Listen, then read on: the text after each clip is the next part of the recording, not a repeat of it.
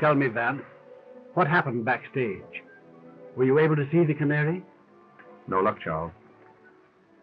She's about as hard to get out in her dressing room as she is in that swing.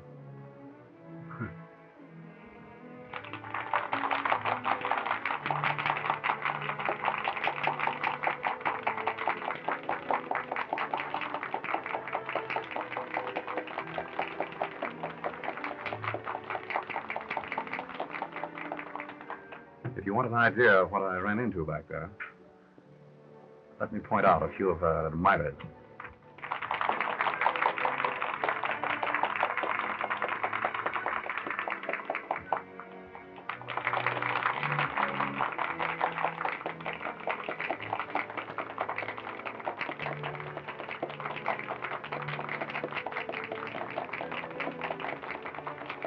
You see a man standing in the box opposite?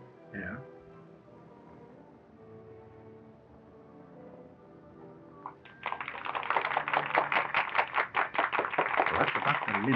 Oh. He was outside her dressing room just now, along with these other two. I understand that the Canary has her claws in all three of them. Are they rich? Oh, naturally. Well, then what does she want with my son?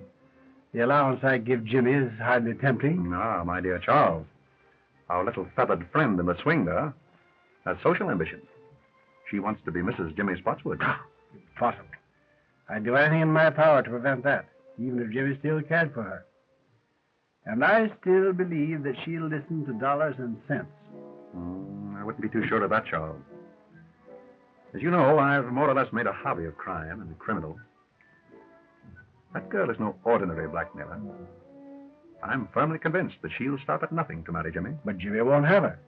I tell you, he has really come to his senses. Another girl? Yes. Well, you know her. Alice. Oh, yes, of course. A very nice girl, too. Yes, she is. Vance, I'm afraid that I'll have to use my own judgment in this matter. I'm going to see this Canary at her apartment as soon as possible. Well, very well, Charles. But, act quickly. Oh, I know you'll smile, but... You know, I have a strange premonition that the Canary is headed for disaster.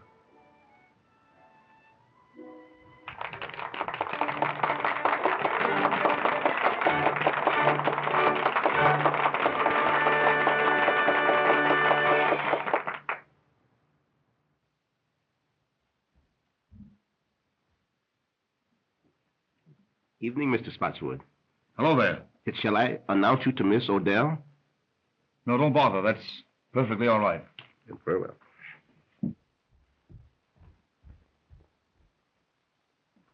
Jimmy! Alice.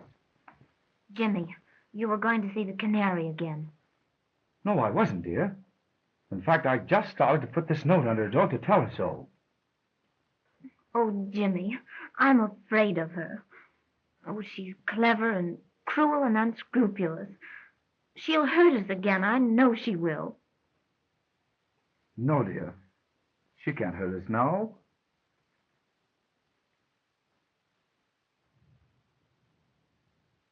Hey, boy, will you announce my name? Never mind. Yes, sir. Hello, Jimmy. Why, hello, Dad. Good evening, Alice. Good evening, Mr. Spotswood. You know, I'm delighted that you and Jimmy have made it up again. Thank you. You know, I'm going to try to show you that all showgirls aren't like, well... Like the Canary, eh? Yes.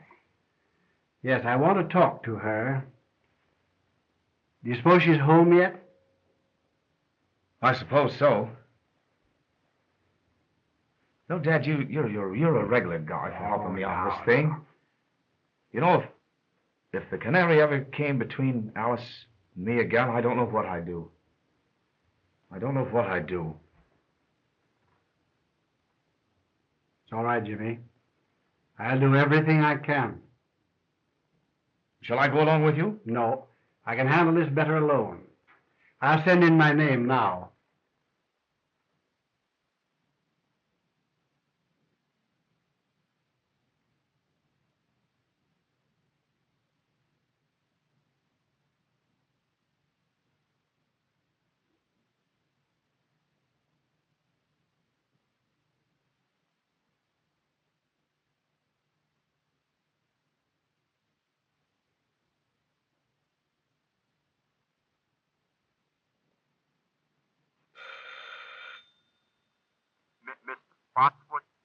Send him in, please.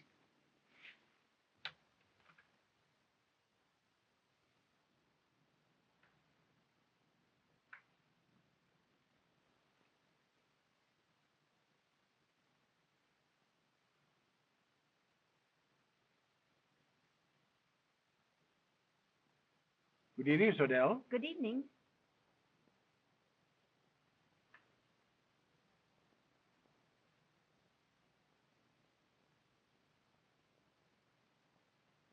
Shall we go over here? Why, yes.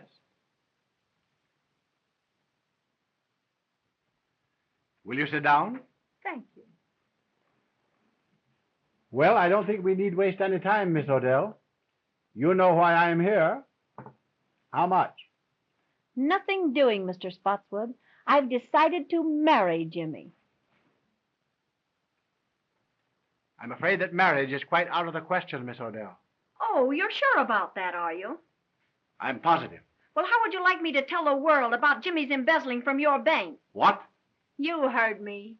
You know, Jimmy has a weakness for writing letters, and I have a weakness for using. If Jimmy did write you a letter, you'll tear it up. Now, before I leave here.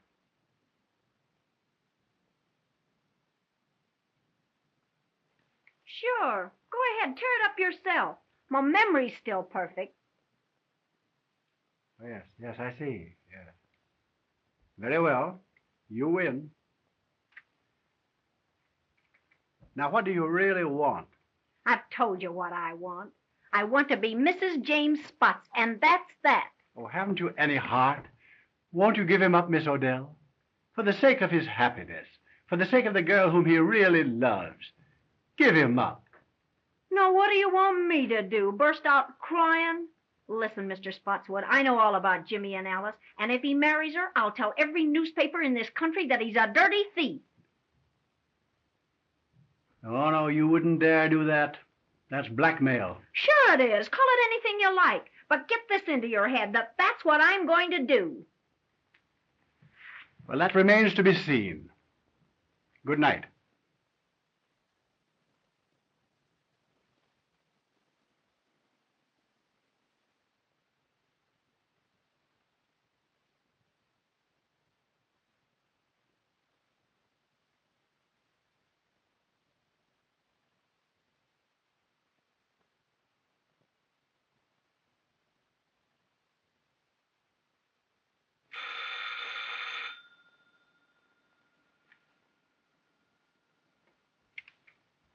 Mr. Cleaver, please. This is Mr. Cleaver speaking. Not the Mr. Cleaver, the great reformer. Yes.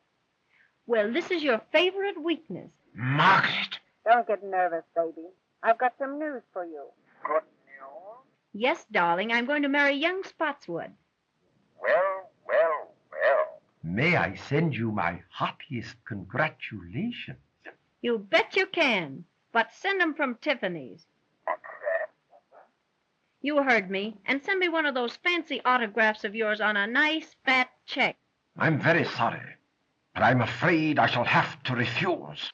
Ah, be yourself. Big reformers who lead double lives can't refuse. Now look here. I'll see you dead first. Listen.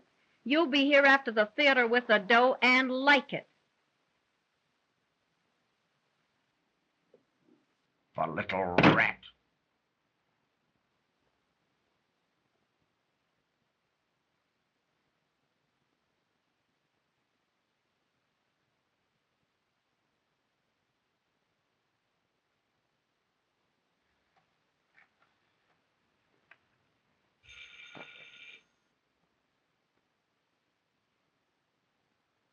May I speak to Mr. Louis Mannix, please?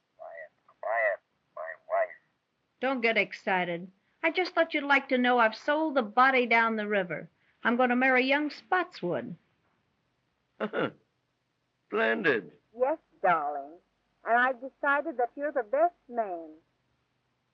Best man? Yeah, the best man I know of to kick in with a nice, handsome present in cash. Now, see here, you know I can't afford. What do you mean is, you can't afford to let the ball and chain know what a big-hearted Santa Claus you've been. Now, look here. I've told you what I'd do to you if you ever got to The wife? Forget that bunk. And be on my front porch after the show with that Jack, or I'll get to your wife all right.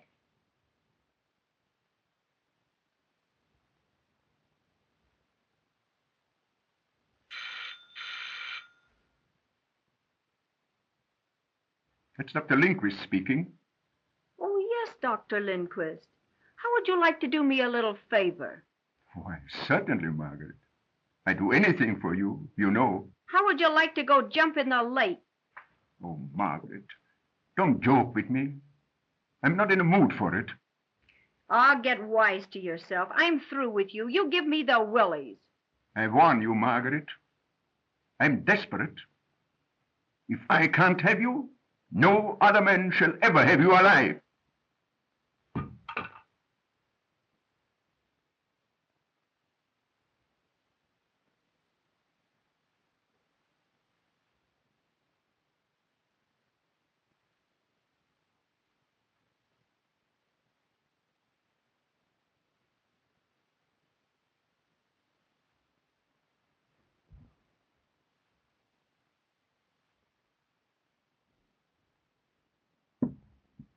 Tony, In person, baby. How's my little squaw? I thought you were still in jail. Well, I got tired of the big house, Mrs. Skeel, so I dropped in to see my little wife. I'm not your wife. How come? I divorced you 6 months ago. Yeah? Listen, baby. A little thing like a divorce don't mean anything to me. I heard you taking those suckers down over the phone. And I'm in and in on the works. 50-50. You big crook. You're not in on this one. Don't, you big heel. Say, I ought to bump you off. You're doing your swing for it. Yeah? Well, maybe it'd be worth it. Now get this. I'm in on this racket. I'll be back for my cut. Yeah? Try and get it.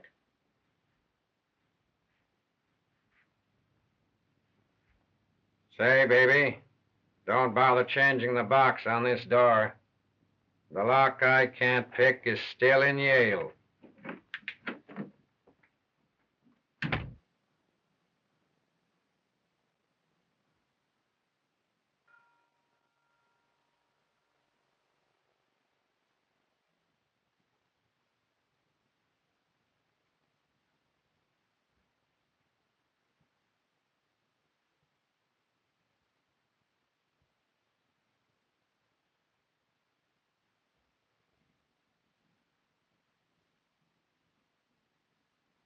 Miss Odell, may I see you for a few moments, please? It won't get you anything, but come ahead. Thank you.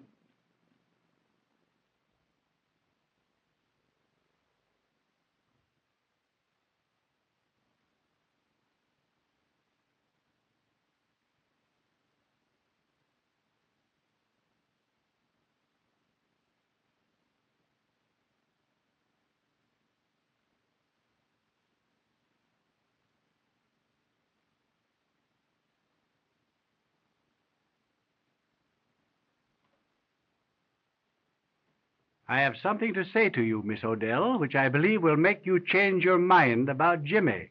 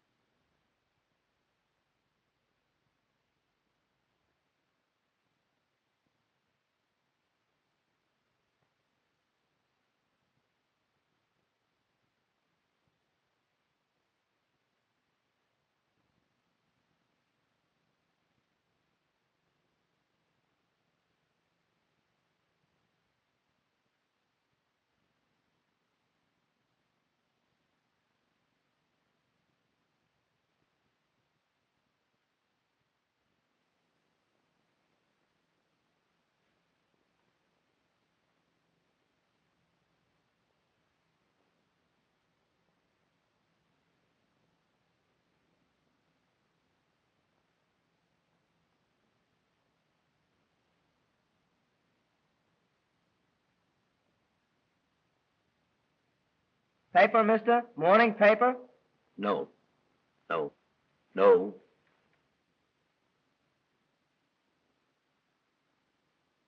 Thanks, mister.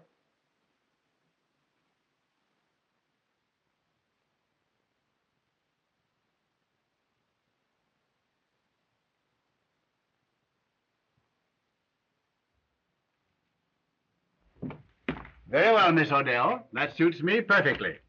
Think it over tonight, and I'll come for your answer in the morning. Good night.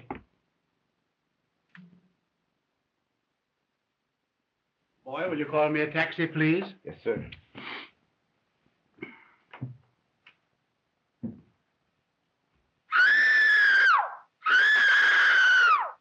Well, what's that? Miss Odell!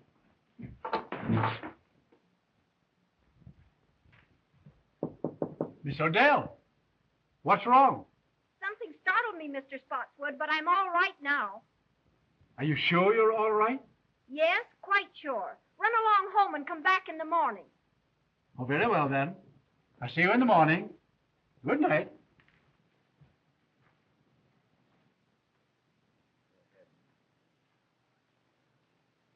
Stuyvesant Club. Yes, sir.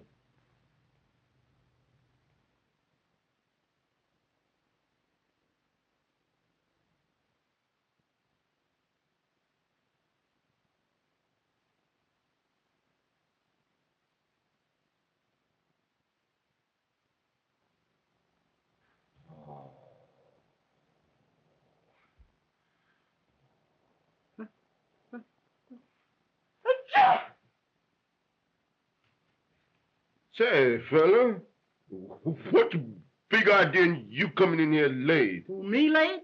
Yes, you late. I've been here for an hour. I don't want that stuff. Well, I've been here. I beg your pardon. Mr. Spotswood, calling on Miss Odell by appointment.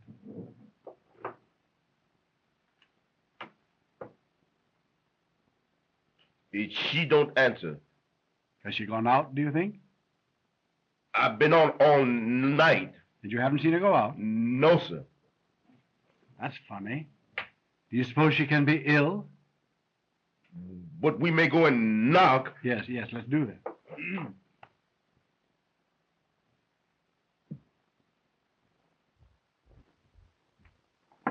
Miss Odell. Miss Odell, are you ill? No. What's the matter?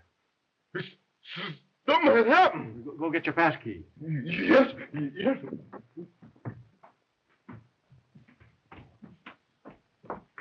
Say, fella, he's running to get a cop. And say, he gets get a big one, too.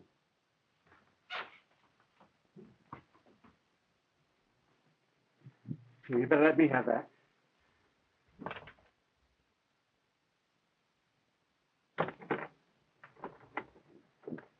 What's the matter here? Something's happening there, officer. Better take that key and go in.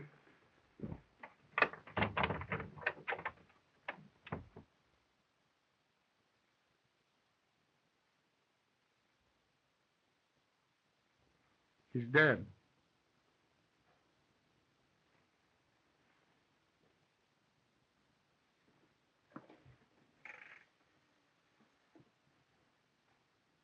Police headquarters, please. Patrolman Cassidy speaking. There's a woman dead at 184 West 71st Street. It looks like murder. Okay, Cassidy.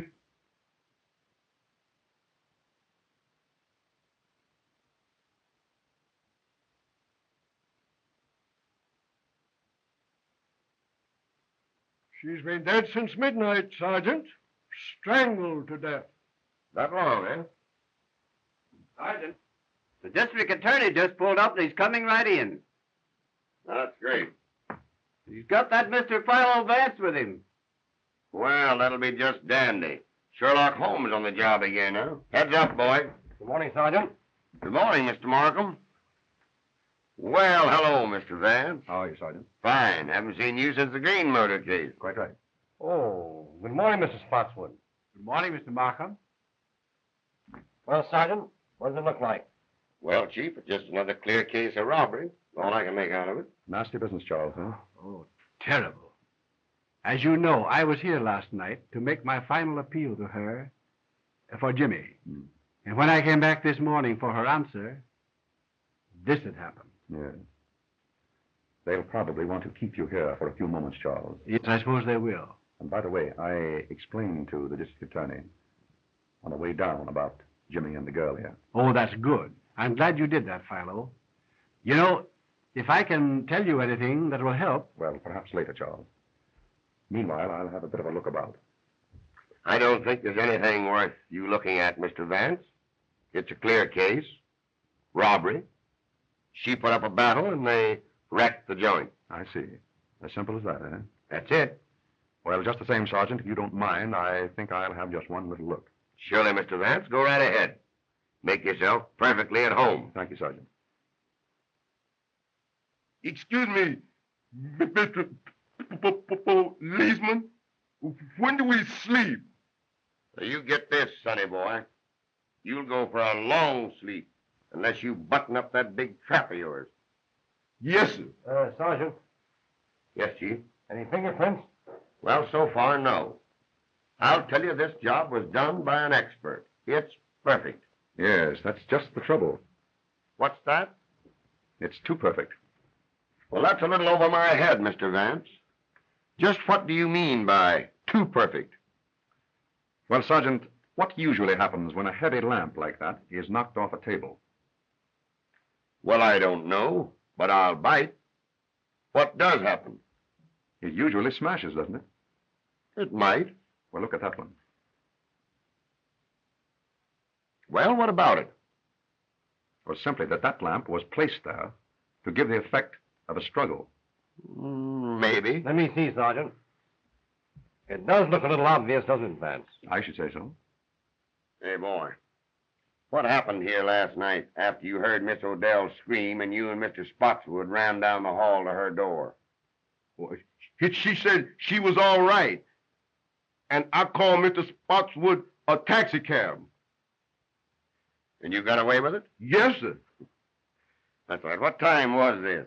It's on the call sheet there I gave you. About... Never mind. I can read it. 12:10. Mr. Spotswood, where did you go last evening after you left here? I went directly to the Stuyvesant Club. That's right, Sergeant. I met Mr. Spotswood at the club shortly after 12. We played poker until almost daylight, I believe, wasn't it? It must have been. I know it was long after 4. Oh, yeah. You mentioned that coming down here, Vance. Right. That'll be all for the present, Mr. Spotswood. Thank you, Markham. But if you do want me later on, Mr. Vance has my number. Quite right. Goodbye. Goodbye. Goodbye, Goodbye, Philo. Charles. I'll phone you. Go right ahead, boy. Joe.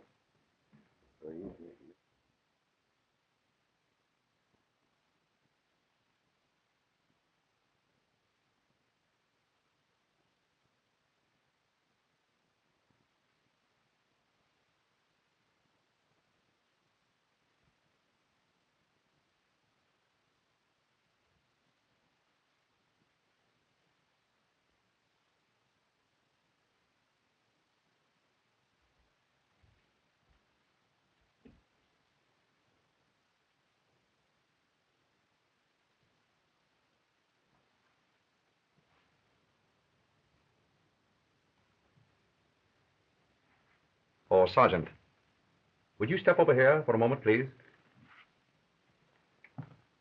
All right, Mr. Vance. What is it now? Do you observe anything peculiar here? Why, surely. The key is on the inside. Excellent, Sergeant. Don't you think we might go over that knob for fingerprints? Well, now,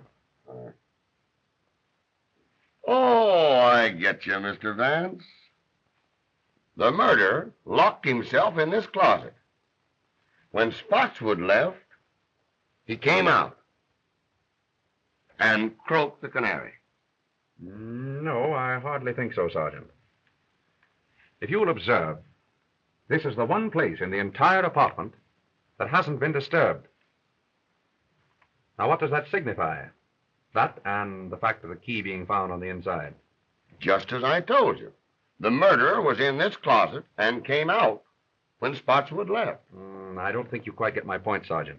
If the murderer had been in here, he would have upset this closet as he did the rest of the apartment, wouldn't he? Well, yes, I guess he would. Precisely. Gentlemen, it was someone else who was in that closet while the apartment was being ransacked. And that someone witnessed the murder. Through the keyhole. Splendid, Sergeant. And if you'll find who was in that closet, I think you'll learn from him or her who it was that killed the canary. Sergeant, get the fingerprints, will you? Oh, Joe. Oh, Sergeant, you might check up on the other apartments. Mr. Vance and I are going outside.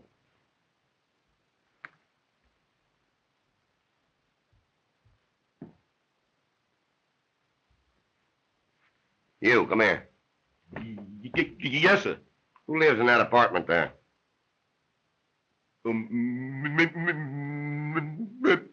Miss Alice LaForce. Isn't she the dame that had the battle with the canary the other night over young Spotswood? All right, all right.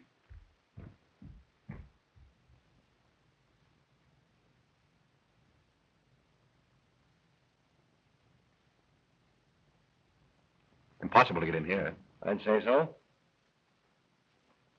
Well, what's this?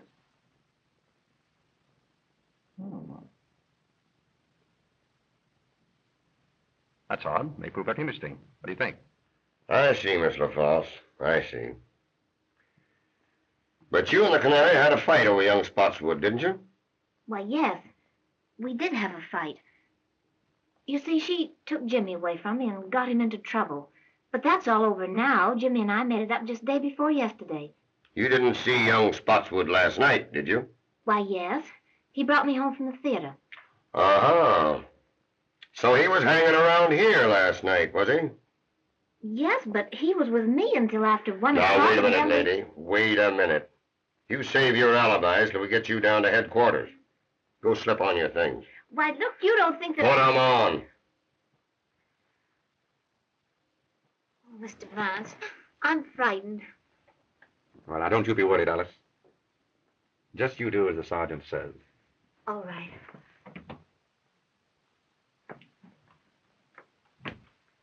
You know, I'm beginning to question this robbery theory, Mr. Vance. You and I were right. Oh, yes. Why, I can see plainly that this murder is all mixed up in a love pact. You know, Chief, I think we'd better round up this young Spotswood and give him the works. What do you say? Quite right, Sergeant. Markham, I'd like you to add a few names to that list, if you don't mind. The men I mentioned on the way up here. Dr. Ambrose Lindquist, John Cleaver, and Louis Mannix.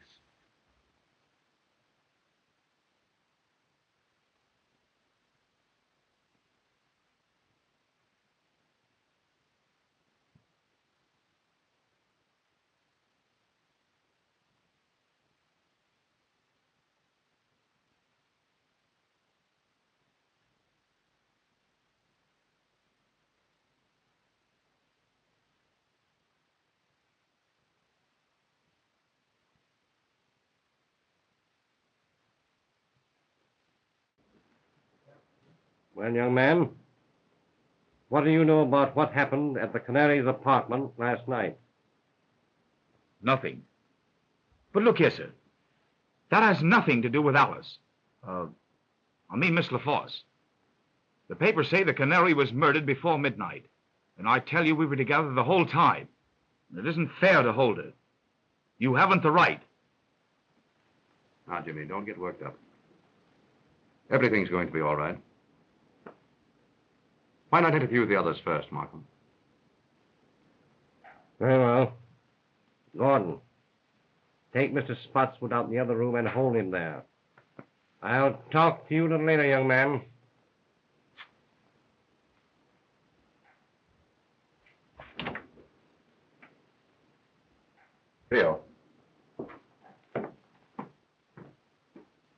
Well, who's next on the list? Mannix. I'd like to make a bit of an experiment, Markham.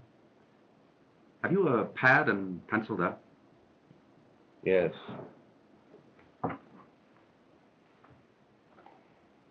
There you are. You have that newspaper handy? Yes, right here. All ready? All right. Good morning, Mr. Vance. Good morning. Mr. Markham. Good morning. Will you please take a seat? Thank you.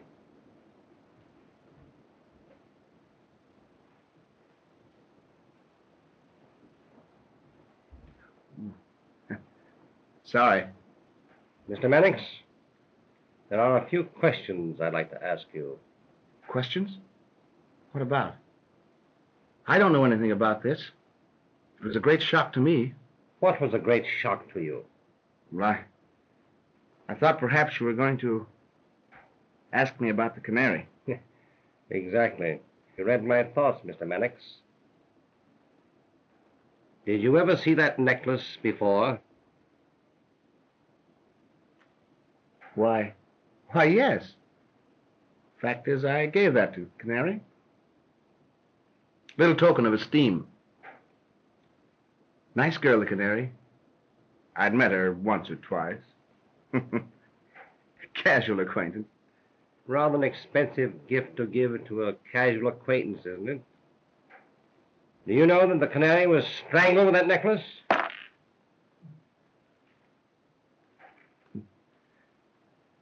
Most remarkable. Unfortunate, I should say. Where were you last night between 11 and 1 o'clock? Between 11 and 1? Yes. Let me see. Why, I was home. I went to bed about 10 o'clock. Tired out. You understand. Pardon me, Mr. Mannix.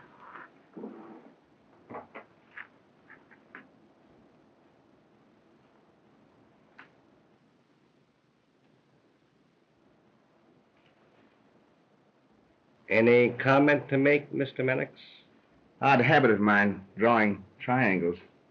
Mr. Mannix, if you were in your bed last night at 10 o'clock, how did you manage to drop that newspaper just outside the Canary's apartment? And that edition isn't on the streets until 11.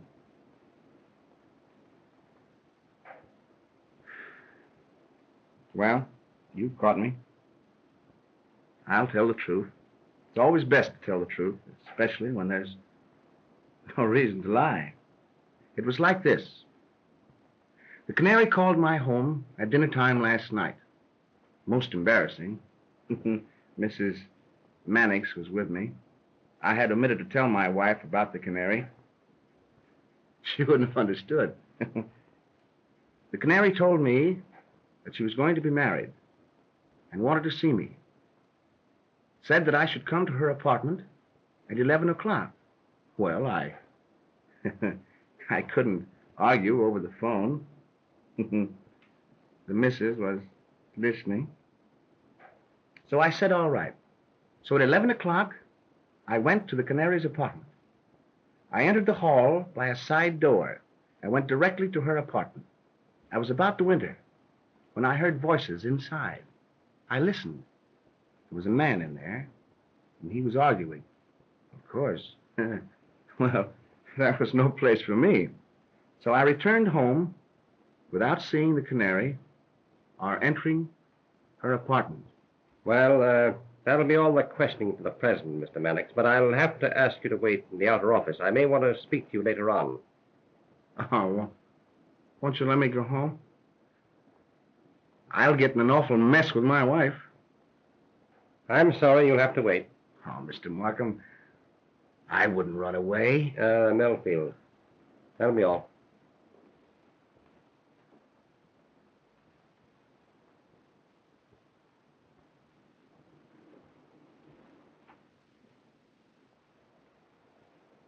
Mr. Markham, you've got to help me square this with my wife.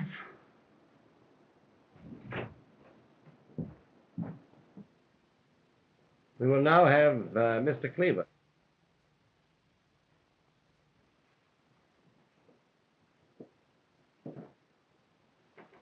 Good morning, Mr. Cleaver. Good morning, Mr. Markham. Can I do anything for you? Will you please have a seat? You mind if I smoke a cigar? Oh, please do.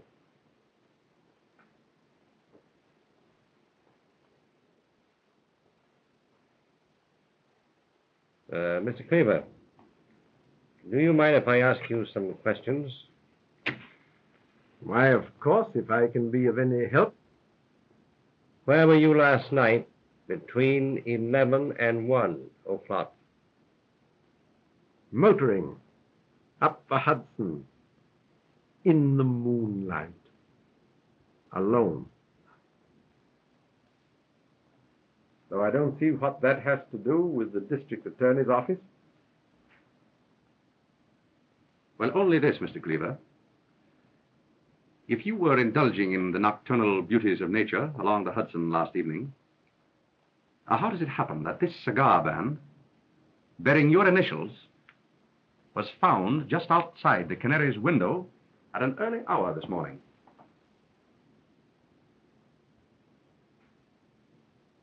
Well, if I was passing the Canary's apartment, you can't twist that into a crime. Oh, then you did pass her apartment. Why, yes, I've nothing to hide. It was about dinner time last night. The Canary phoned to me. Oh, of course, my acquaintance with her was wholly in my line as social reformer. I'd hoped that she was going to leave her immoral life and marry and settle down and be a good woman. And you kept the appointment? Yes. Yes and no. I was a little late. I arrived at her apartment about a 11:45 or thereabouts. I waited for a minute outside her window to light a cigar. Then I glanced down to the side entrance to the building. And who should I chance to see but Dr. Lindquist? He was behaving in a very peculiar manner. Seemed to me very queer, very mysterious. I didn't like it, so I made up my mind not to see the Canary again. And I turned, walked back home. Now, that's all I can tell you. I'm a busy man, and I hope you'll excuse me. I'm very sorry, Mr. Cleaver, but I'll have to ask you to wait in the outer office. I might want to question you again. You mark my words, Markham. You'll be sorry for this. Well, I'll take my chances, Mr. Cleaver.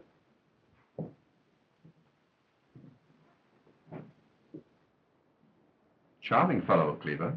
Yeah, rather. By the way, Vance, I didn't see you pick up this cigar band in front of the Canary's apartment this morning. I didn't. Where did you get it? From your wastebasket. Wastebasket? Cleaver dropped it there when he entered. I took a chance on his not remembering that. It seemed to work. Well, I'll be... Very good. Dr. Lindquist. Go. Come on, Doctor. Take your hand, Chafee. We caught Dr. Lindquist just as he was leaving town. That's a lie. I was on the way to a patient. Won't you please sit down, Doctor? I'd like to ask you a few questions.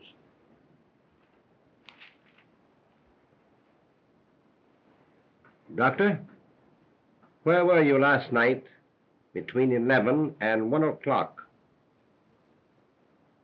None of your business. It is some of my business. You were seen coming out of the Canary's apartment at midnight. Not so fast, Doctor. Calm yourself, Doctor.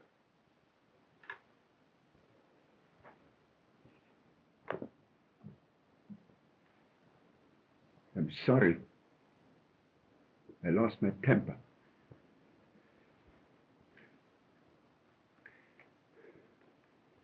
I'm under a terrible strain. I loved the Canary dearly. And I'm terribly upset. Do you know that the Canary was strangled with that necklace?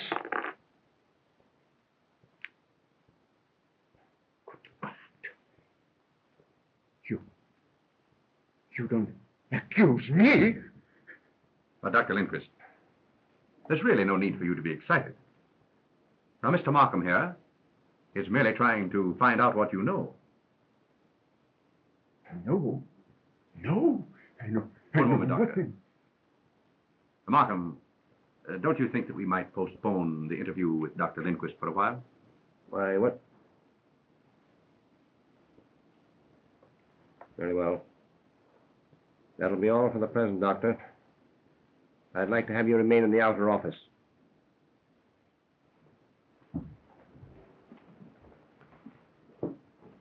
Come on, Doctor.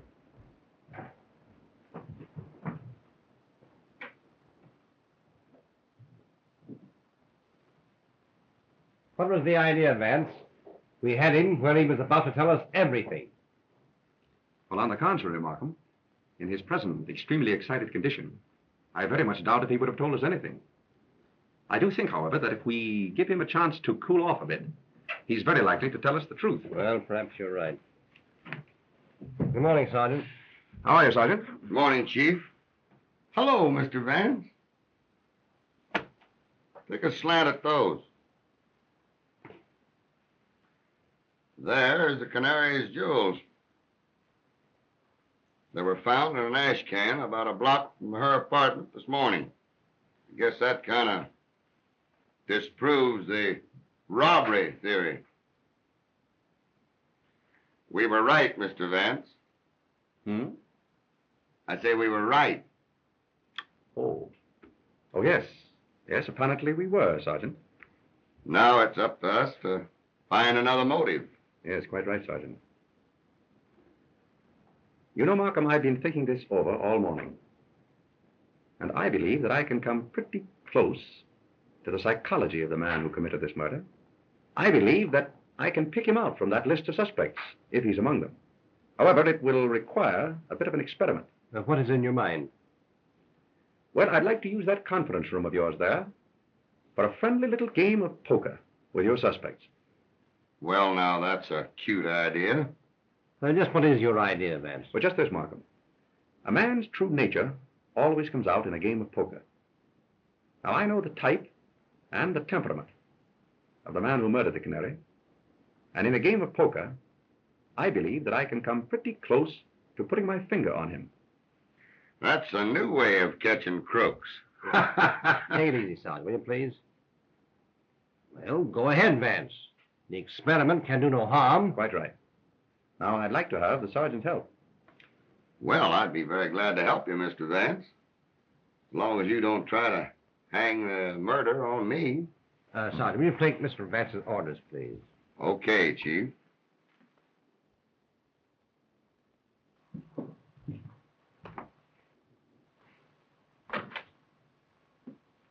Will you get me a deck of cards and have some poker chips handy just outside there? That's easy. Then bring in the suspects and impress upon them that they may be detained here for quite a while, possibly 2 or even 3 hours. Well, that's okay, Mr. Vance, but how are you going to get these suspects into this poker game without it appearing phony to them? Well, Sergeant, I rather think that the power of suggestion will take care of that. Oh, power of suggestion. Exactly. Now, Sergeant, look in from time to time. And when I pull my handkerchief from my pocket, so, break up the game by telling them that they're all free to go home. Understand? I get you. But when you release them, I'll have my boys tail them. Very good, Sergeant. And Mr. Vance, here's to the power of suggestion.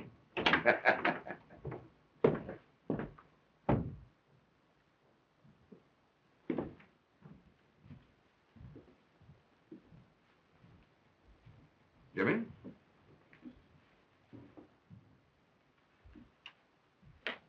Now, gentlemen, you're liable to be here for 2 or 3 hours.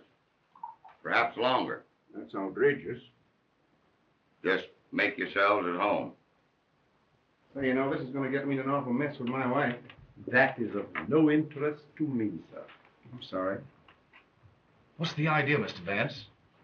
Well, what are they going to do with Alice? Now, Jimmy, don't you worry.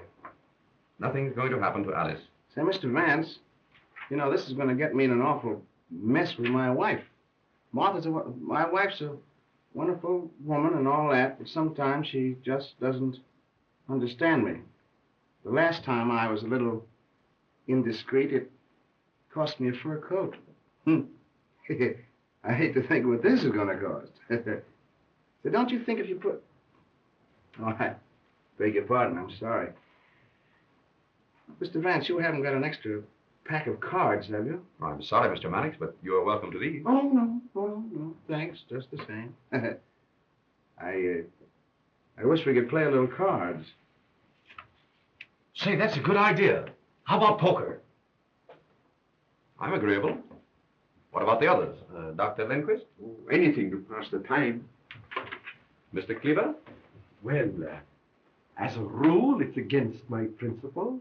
But I suppose on an occasion like this one can relax a little. Just draw up chairs, gentlemen. Thank you. Sergeant, how about some poker chips? Surely.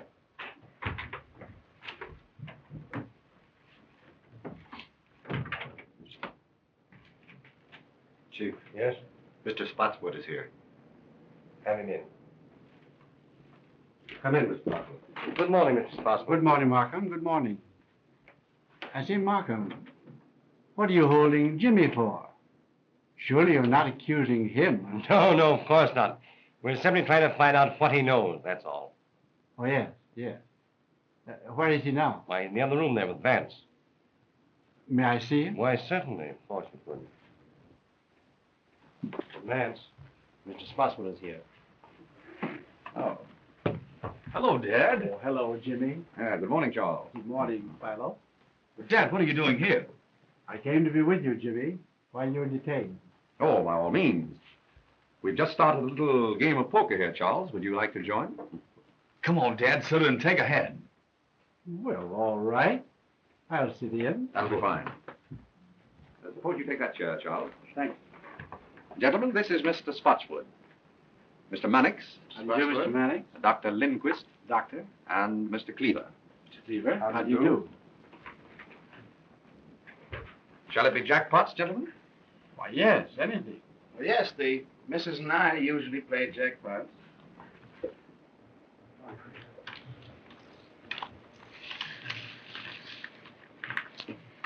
Cards? 3, Mr. Vance, please. Thank you. Cleaver? 2, please. So it's between you and me, Mr. Cleaver? Yes.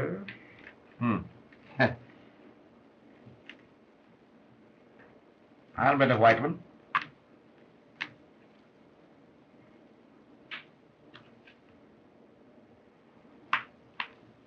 Oh, so you're calling me? Yes. Well, just openers, pair of jacks.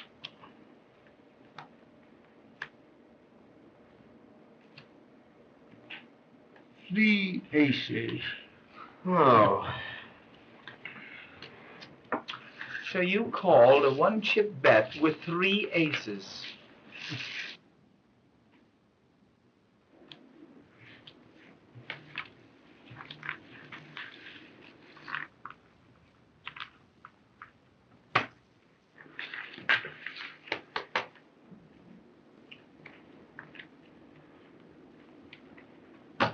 Open.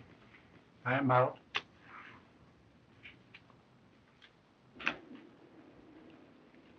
Dealer passes. How many, Mr. Vance? 2 cards, please. Mr. Mannix? I think I'll play these.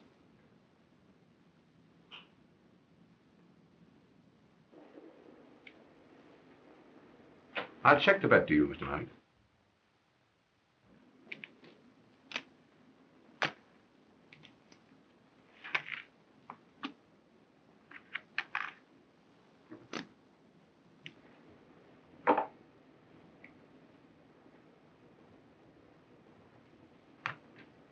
Calling.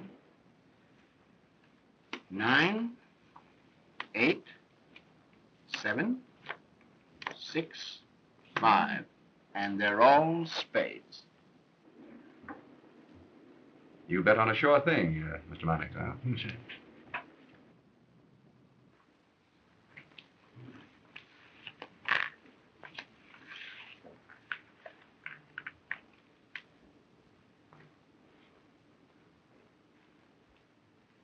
I open for 1. I'll stay. Oh, let's make it a little more interesting. 10 more. Well, that lets me out. I'm out. And me. I'll stay with you, Charles. Cards, gentlemen. 3 for me. 1, 2, 3. Mr. Spotswood? I have plenty.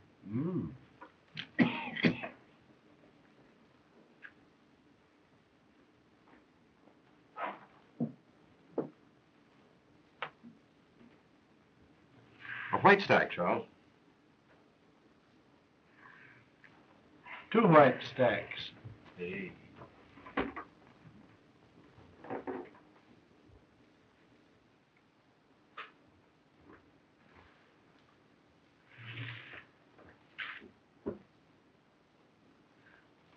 Up 2 chips, Charles. Oh, you want me to do the betting, eh? All right.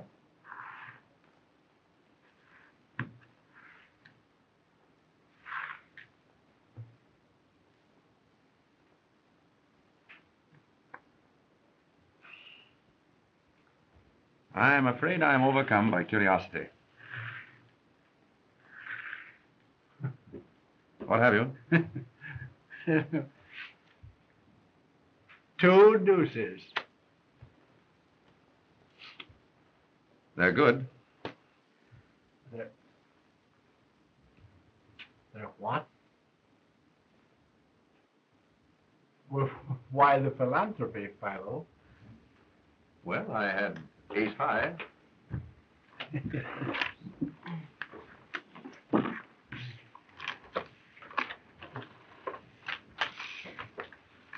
Pardon me, Mr. Vance. Could I speak to you a moment? Excuse me, please. You've traced the fingerprints down, and this is the bird that was in the closet and saw the canary murdered. Gentlemen, here is the man who was in the canary's clothes closet and who witnessed her murder. Well, I shouldn't like to be the man he saw. Thank goodness he didn't see me through the keyhole. So that man witnessed a murder.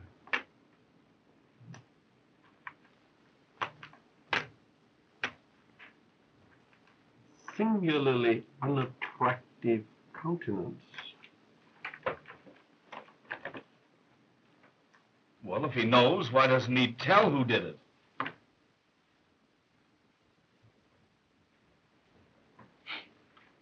Gentlemen, I've been instructed by the district attorney to inform you that you're all free to go home. Thank goodness for that. I wonder what the wife will say. Has anyone a fountain pen, please?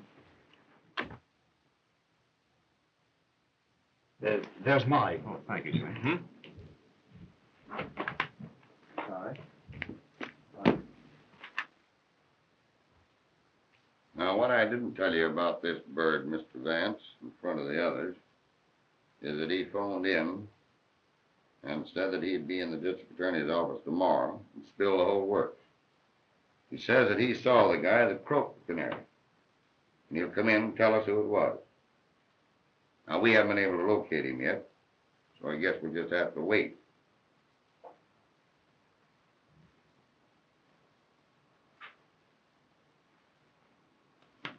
Well, Sergeant,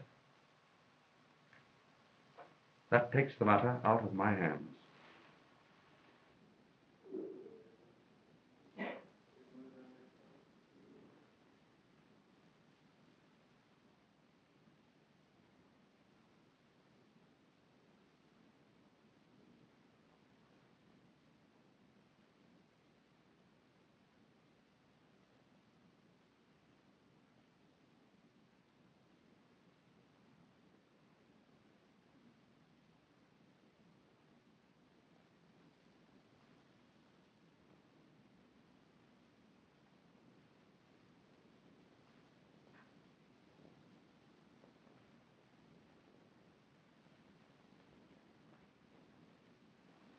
Markham, there can be no doubt of it. The same person who strangled the canary strangled Skeel.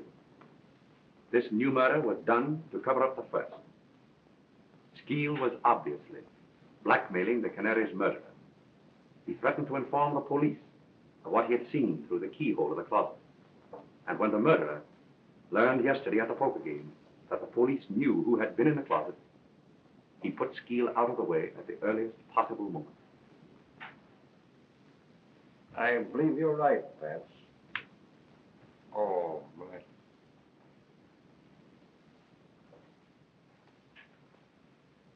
Did any of the suspects get away from your men last night? We never lost sight of Lindquist, Mannix, and the girl.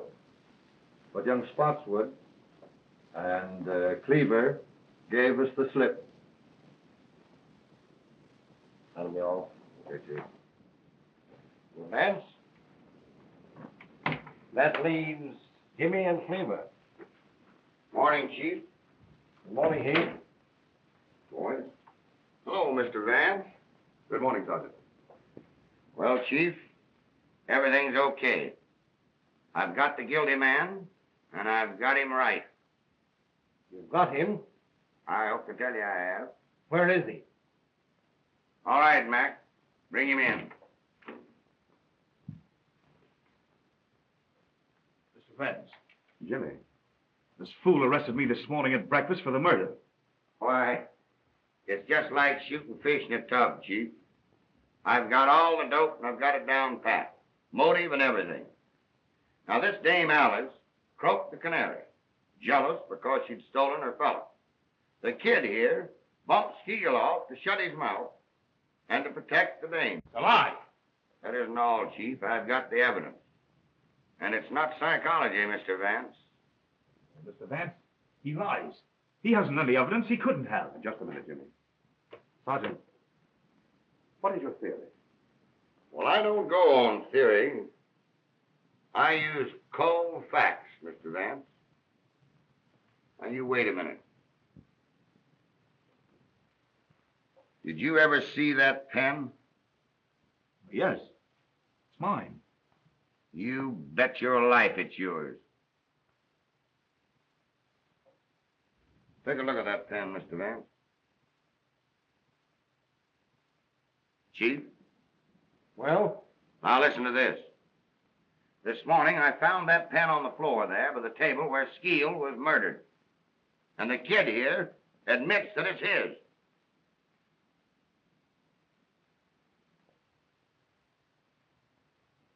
Well, young man, what have you to say?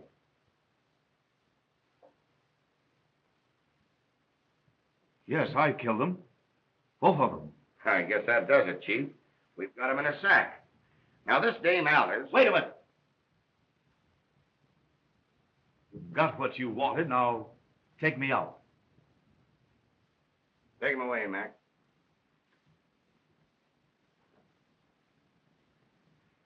Well, I'll see you later at the office, Chief. All right.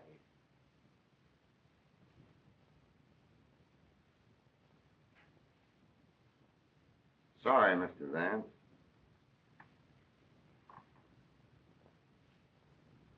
Well, Vance, I guess that closed the case. No, Markham, it doesn't. What do you mean? I mean that the boy is not guilty. Well, that's nonsense. Not nonsense, Markham. Because I know who is guilty. Come now, Vance. I tell you, Markham, I know. And inside of 1 hour, you'll know too. I'm going to telephone at once to the real murderer and have him come to the Canary's apartment. And I want you to be there. But the boy has confessed everything. Markham, if you don't meet me there, you'll be the laughing stock of New York in 24 hours. Because I'll have the confession of the real murderer. Well, all right, Vance, if you want it that way. I'll be there.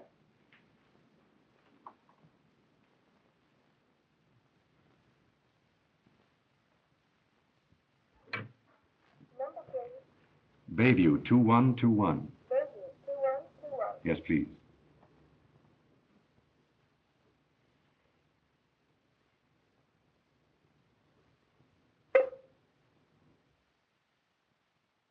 This is Philo Vance.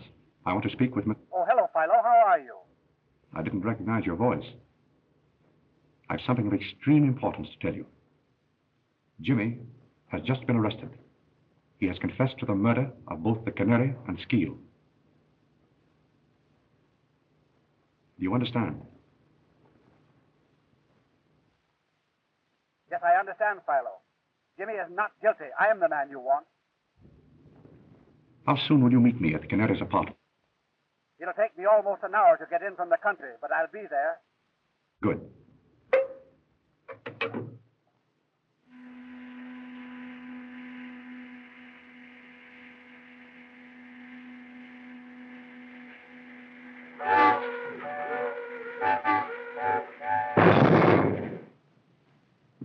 It's been over an hour now, Vance.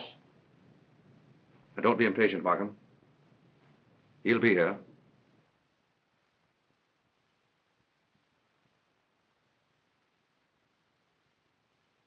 Who is it you're expecting? You wouldn't believe me if I told you. And I must admit that without his confession, I haven't a shred of real proof to offer you.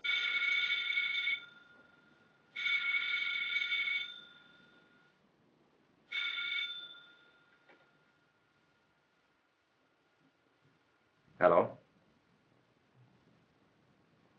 Yes? This is Mr. Vance speaking.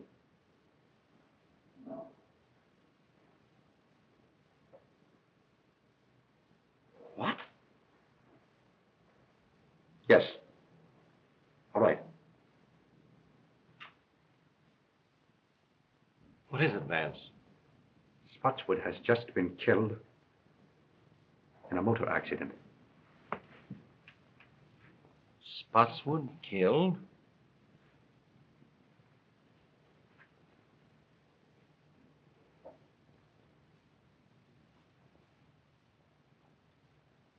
My sympathies, old man. I know what great friends you were. It's worse than you realize, Markham. It was Spotswood who killed both the Canary and Skeel. Spotswood? I've known it ever since the poker game. But how could you know? Sit down, Markham. It wasn't really so difficult. Remember, the man who committed this particular crime must have had certain definite qualities. A mind capable of working out a well-planned and brilliant course of action. Willing to take a desperate chance and see it through. Now consider the men in the game. Jimmy, I ruled out at the start. But I'd known him as a boy, and his youth and impulsiveness were hardly consistent with such an obviously premeditated murder. Lindquist was far too excitable and erratic to have plotted such a carefully calculated crime. Cleaver, much too cautious, and entirely lacking in the necessary boldness. Mannix, timid, and unwilling to take any risk except upon an absolutely sure thing. The only man at the table with enough imagination to plan such a crime and with sufficient self-confidence and daring to carry it through was Spotswood.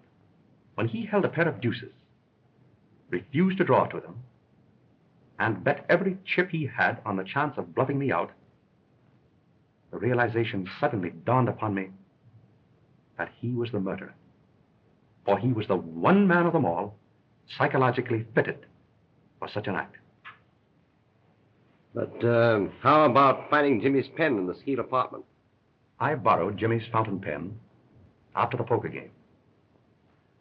My hypothesis is that in the confusion, Spotswood put the pen into his own pocket, and that Jimmy saw him do it. That is why Jimmy made his confession, to shield his father.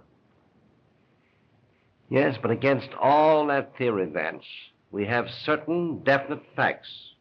Now, for instance, Spotswood left the Canary's apartment while she was still alive. He talked to her through that door. The hall boy, looking through the keyhole, saw the Canary lying on this sofa smoking a cigarette. Spotswood then went away and spent the rest of the evening with you. True. And yet I know he committed the murder.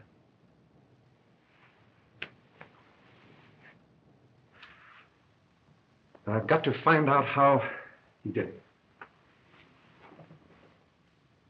I'm afraid you will, Vance, so that Jimmy can go free.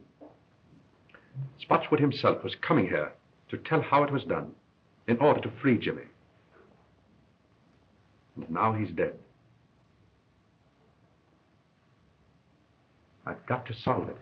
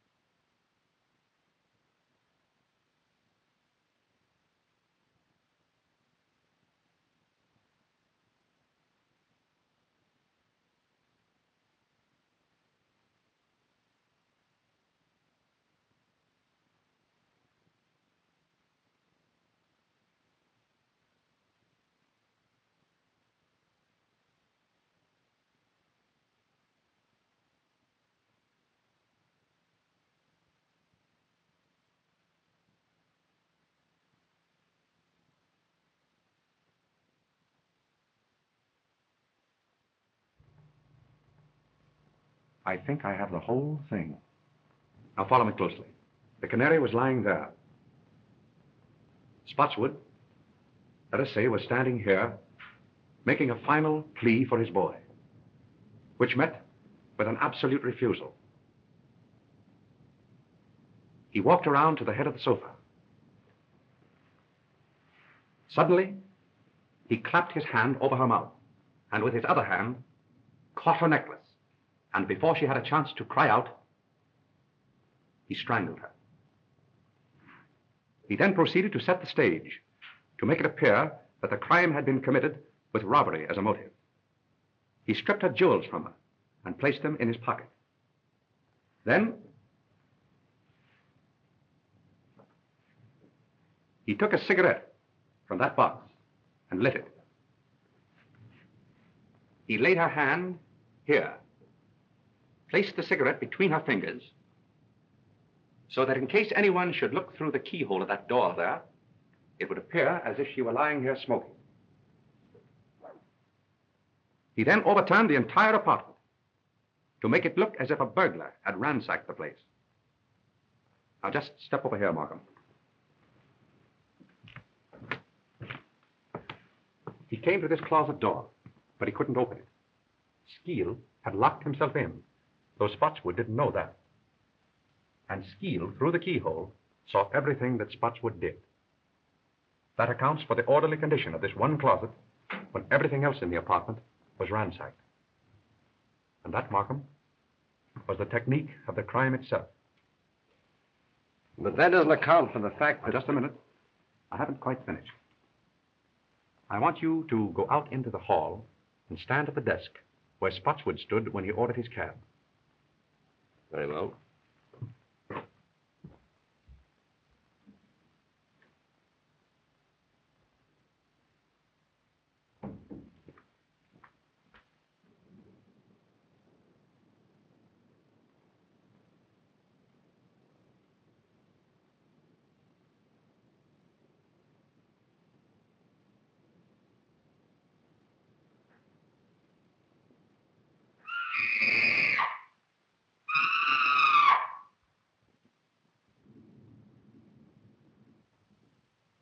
Startled me, Mr. Spotswood. But I'm all right now.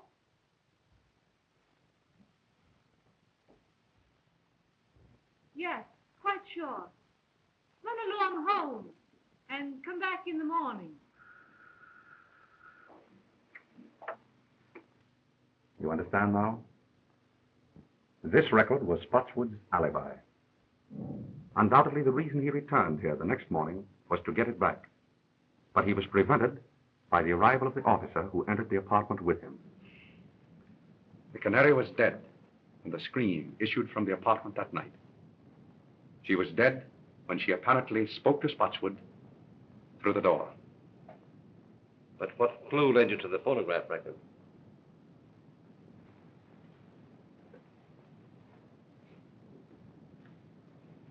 It was this magazine. That is hardly a magazine the canary would have read. So I concluded that someone else must have brought it here. Then, in running through the pages,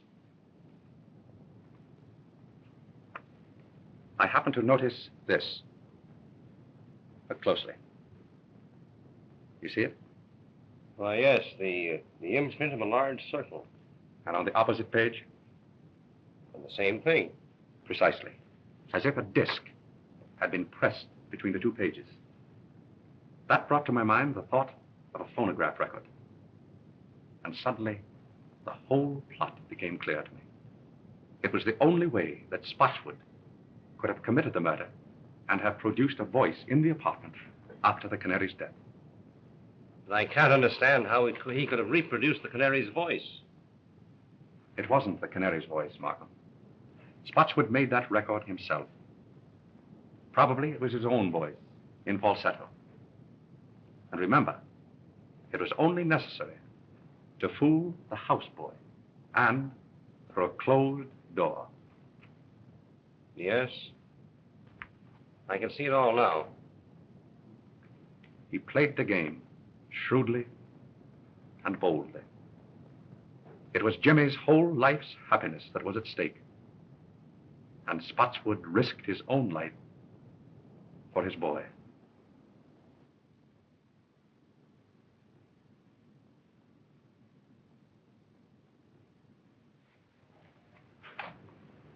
Goodbye, Mr. Vance.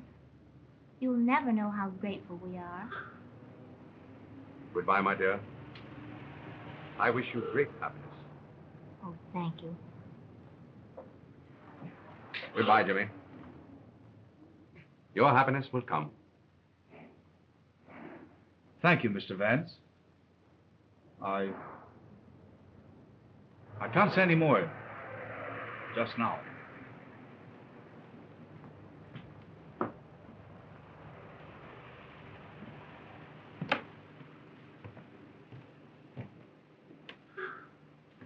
Well, Mr. Vance? Well, Sergeant. I guess we put it over again. Right you are, Sergeant. Many thanks. Well, I'll be seeing you later. Goodbye. Goodbye, Sergeant.